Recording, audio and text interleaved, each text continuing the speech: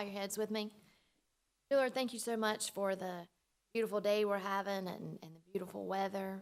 Be with us today as we go forward with this meeting and consider all the information that's put in front of us and all the preparation that's gone into this. Help us to look over these numbers and make our decisions with open hearts and understanding of what's best for our community. Make these decisions in fairness and in truth. Pray. Amen. Yeah. We'll bless the flag at the next meeting. How about that? Do it for the Georgia flag too. Say it. You can lead us. Do it. Okay. I see all the commissioners are here, and so I'm calling the meeting to order, obviously, and I'm passing it over to County Manager Scott Johnson. Discussion. Thank you, Mr. Chairman.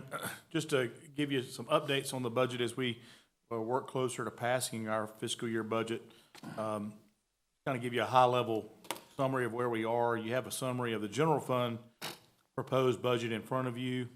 You can see that we started out with around $95 million. We worked that number back and forth a bit. We did adjust our revenues on what we proposed the digest to come in at. We're actually balancing this budget with a 5% increase in the digest. I think it may be a little more than that. We want to make sure that we stay conservative here.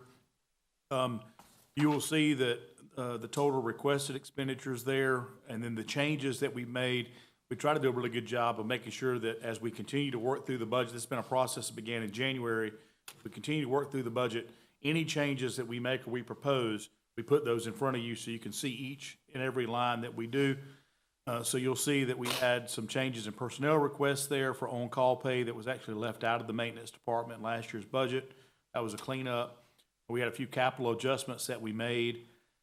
We did move some items to TAVT. Our TAVT fund is our capital fund, so if we had some items that needed immediate attention and something that we could do, we took that out of a budget request and moved that over to a one-time expense to our capital fund. We did make several operating adjustments.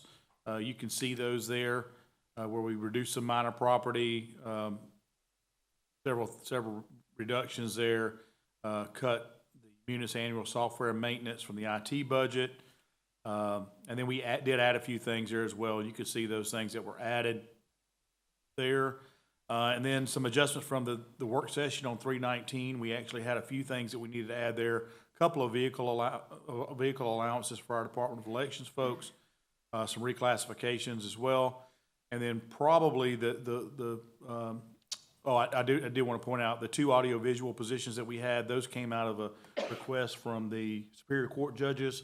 One of those positions there, and the other one would be in-house for us to be able to maybe live stream these meetings and do some other video production as well. Those are actually in the budget.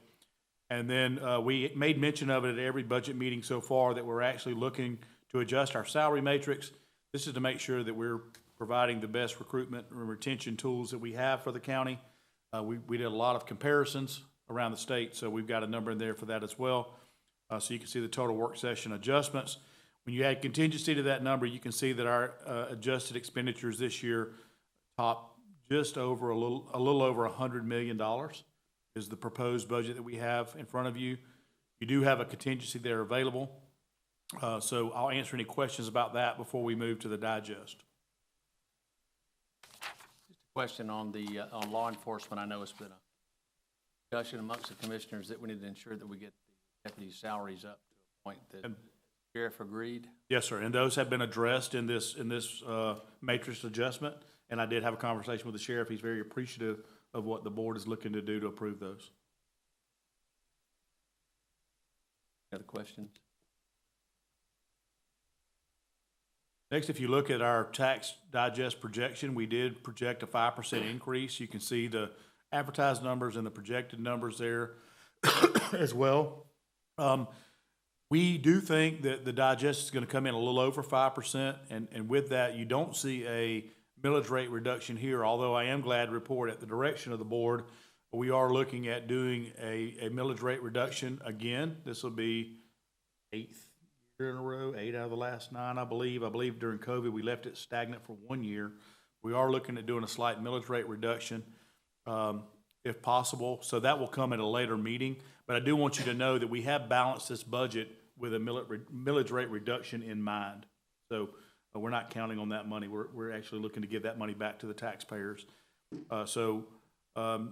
The debt service millage rates, typically we adjust those as the digest goes up and down. This year, we're gonna leave those static. They're both very small millage rates. One is 0.362, the other is 0.197. That's on the 17 bonds and the 22 bonds. So all in, you're at 0.559, so half a mil. We might suggest that be reduced a little bit next year, but this year we're asking to leave that stagnant to make sure we have enough money to pay the debt service. And then leaving the fire department millage rate where it is. And as you know, I believe last year was the first year that we got the fire department completely dependent on their millage rate, not having to fund them with any outside sources. And we're able to continue to do that with the growth in the digest. We're also able to adjust the fire salaries as well in the salary matrix adjustment that we made. So the millage rate that you see before you today is 8.242%. My recommendation is going to be lower than that when we get ready to pass the millage rate this year. I believe it's July. Thank you. July. Has to be done before August. Any questions on that? No, sir. All right, and then you'll also see our local option sales tax collection history. You can see that sales tax are still coming in strong in Columbia County. We've had months that were a lot higher, and we've had months that were lower. But when you look at the overall change in the sales tax, you can see that Columbia County is still faring well as it relates to sales tax. Any questions on that?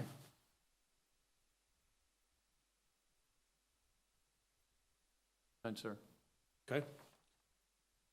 And the next item you have is just a summary of proposed budget. So we do have the general fund budget there before you, but you can see the other funds there as well. All budgets are balanced at this point, so we are ready to move forward with a recommendation for a balanced budget for this board to consider. And if you look at the very last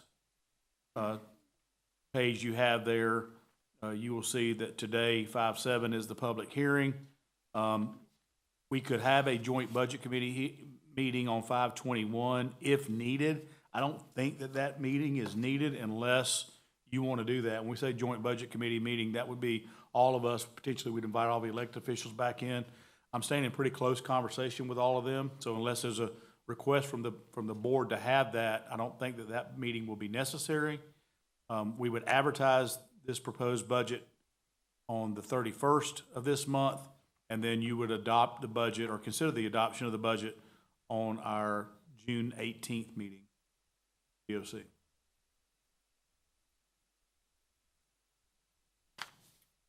Questions or comments?